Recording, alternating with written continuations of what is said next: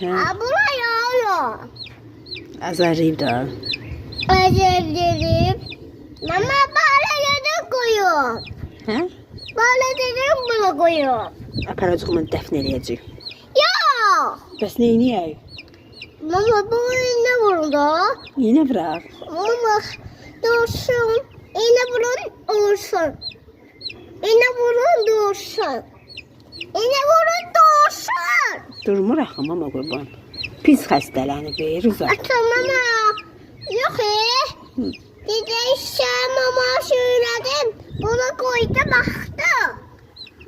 Buradan uçmuştu bize.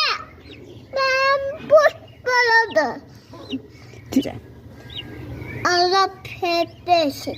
Dede sen çok seviyorum. Bir de sen demedim. Bir şükür.